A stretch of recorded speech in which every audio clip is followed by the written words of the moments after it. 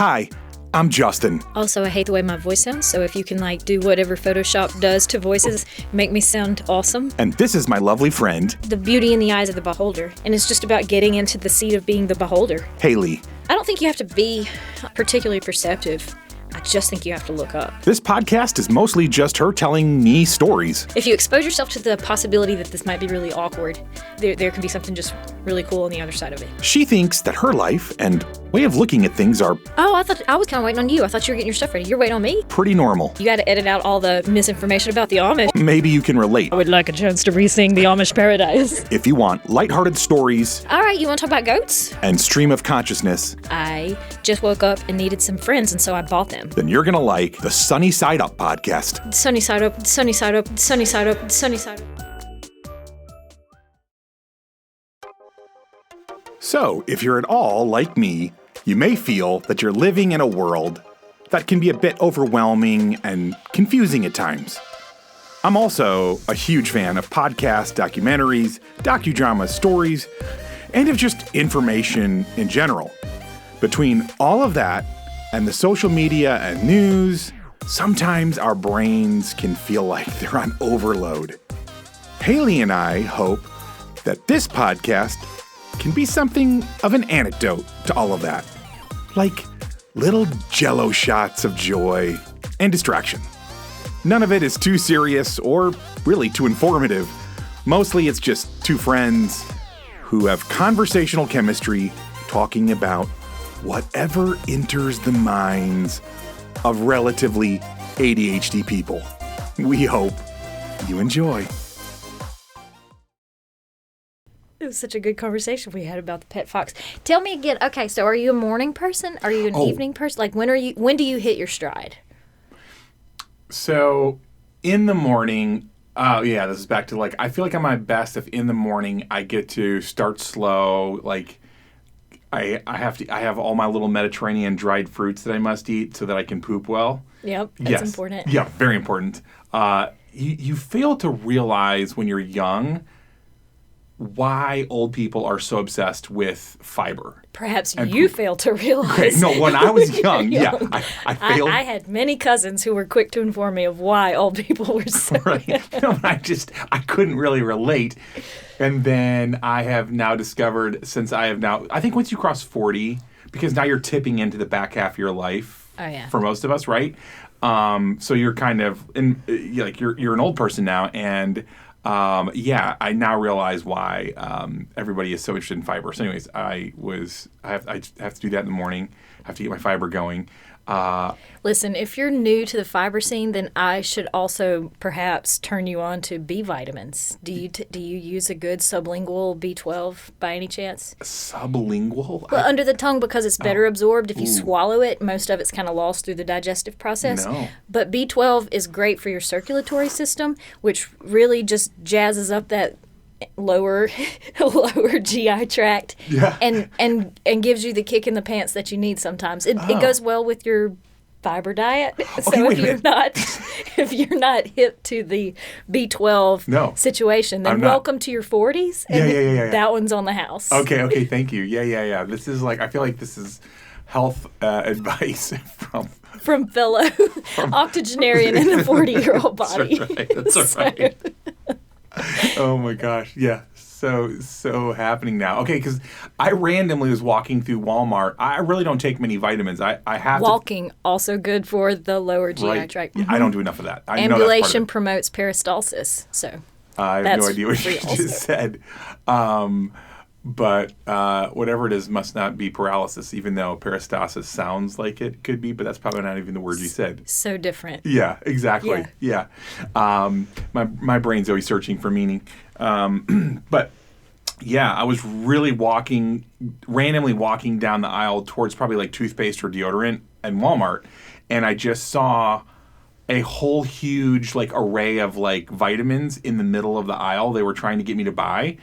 Because, Walmart or any of these places, they're kind of smart about that. They'll place things if we place this strategically, you'll buy it. And I was like, I'm in, and I just didn't know which one I was going to buy. So I kind of looked at 3 or 4 of them, and for some reason, I think the B12 got me because I was like, oh, I could use more energy. And I didn't realize when I read the label that it was also about like digestive and stuff. But and this thing's the teeny pink pill. Like this thing is so, right, okay. So you're saying if I stick it under my tongue and just let it dissolve. Yeah. Dang, I've been doing it wrong then. Well, they put B vitamins in with your multivitamins, but for whatever, I don't know if it's true of all B vitamins, but at least the B12 is most efficiently absorbed under your tongue because it's going straight to the bloodstream. And if you swallow it, you're just losing a lot of it.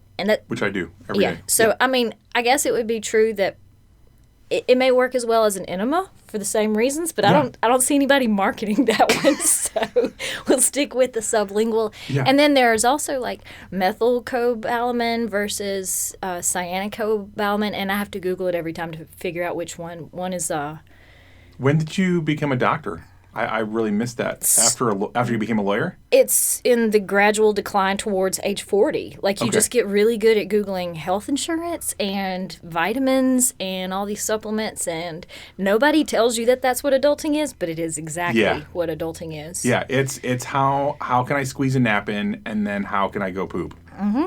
These are like big important things in adulting that, I wasn't aware. They don't tell you. I don't know why.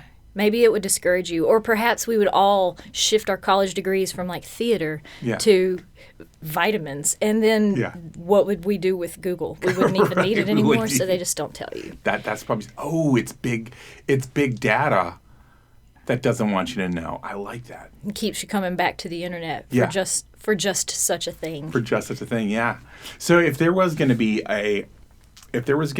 a manual on life, first of all, before we get into what's in the manual on life, like things you need to know, what age would it be proper? Because you don't want to give a 6-year-old and like kill the dreams of a 6-year-old, I don't feel like. But at some point in I'm going to vote teenage years, you're kind of coming to grips that life is maybe not all fairy tales and rainbow. Like, I think somebody should tell you that there is a manual for life when you're a teenager, but you're not going to read it then. Okay. You may come back to it around your college years, but more in a state of desperation, and you're not going to retain the information as well. I'd say it's a guidebook for all ages. The chapters matter. Like, the vitamin chapter is going to be lost on the 18-year-old market. Yeah. We'll slip those in. Late 20s at the earliest, probably. Oh, so early this is like 30s. A progressive, like only read the chapter 3 if you're X age, and then when you get to 30, now you can get into chapters 4. I gotcha. Yeah, or it's like most useful for that. I can't say that and here's this. Yeah. It may not be an age thing. It might have been the development of the industry and what age we happened to be at the time. Because like probiotics were not a thing when we were younger, and they kind of hit the market 2013, 2014, it really became more mainstream and a hot button issue. Yeah. And for me, that was my, was that late 20s, early 30s, perhaps? Okay. So it may not have been an age thing. It might have just been where we were in life in general. Yeah. So there is this chance that probiotics actually existed before 2013, you're saying? Or just that 18 to 20-year-olds might have been interested in it. Gotcha. I wouldn't know because they were not available when I was that demographic. So... Yeah. What loose guidelines on this guidebook to life. But in things you need to know about life, what all would you recommend being in there? Like, what are the important things that someone needs to know? Oh shoot, I need some time to think about this. Like the vitamin chapter and the health insurance chapter is helpful. Yes. Mostly because I will say that those are things that are difficult to get to the bottom of through the internet. If you can get to the answer pretty quickly with a reasonable Google search, there's no reason to include it in the guidebook of life because Fair. Google is probably the guidebook of life. Right. But for the obscure things that you just can't really Google search yourself to... Well, and Google only works if you ask the question, right? Google doesn't wake up and go, hey, it's Tuesday and you need to know X, Y, and Z. It hasn't gotten that good yet. Oh my gosh, where's the suggestion box for Google? Right? It's coming. We see that you're this age. Yeah. And that it's this time of year. Yeah. You should probably be aware that according to this phase of the moon, it's a good day to cut your hair. Right. Like an almanac. Yeah. Oh, life goes full circle. We are going back to the We're going back. Yeah. Oh, that's so true. Because right. the almanac has all this information. It does. About the vitamins. Does it really? Not quite as technical, but it'll just tell you which plants to eat to get these things, but it's similar. Wow. And how to use it. We've circled back. We've lost it. Well, we lost it, but we're coming back to it. We're coming back to it. That's what we're proposing. Yeah. I like that. And yet we feel like we're enlightened. Yeah. Because we've realized these things. We didn't realize these things. We just finally fell back on what our grandparents already knew. Or maybe it was our great-grandparents. But either way. Yeah. We're coming back. What generation stopped reading the almanac and relying on it? God, early... Was it a generation or was it like the Industrial Revolution? When we started settling in cities and leaving our agrarian ways? Fair. Yeah, because like when to plant my corn is irrelevant if I'm living in the concrete jungle. And it shouldn't be irrelevant because when to harvest your corn is going to impact how much sugar is in that corn, which is going to impact how much sugar you need to add to your cornmeal when you're trying to make cornbread, which is directly relevant to the types of foods that your family is going to grow up expecting to eat geographically, like designated. Your area is going to become known for how sweet its cornbread is, and it. Yeah. Oh yeah. No. I mean that's honestly when I look at a place and I'm deciding like would I want to move there. My first question is how sweet is the cornbread? Well. You know what I'm saying? It may not determine whether I want to live there. Okay. But it is going to let me know whether I want to buy a barbecue plate from there. And truly, okay, like. I'm not just making this stuff up. I read an article a couple of years ago, and that's what the article was about. I think that should be, by the way, subset title. I'm not just making this up. Right under sunset. That could be the subset to everything right. we do. I'm going to turn this slightly more toward you now. Hello, lovely friends. Thank you so much for hanging out with us. And it would mean the world if you would tell other people about this podcast and maybe even spam your social media accounts with just how much you're enjoying it. If you are, of course. Also, commenting and rating us on whatever platform you're downloading or streaming from is incredibly helpful to a little startup podcast like this one. On the other hand, if you are dissatisfied with your listening experience, please leave all of that hate on someone else's podcast. Just maybe to confuse them a little bit, right? But most of all, we hope you keep looking up and looking for the sunny side of life.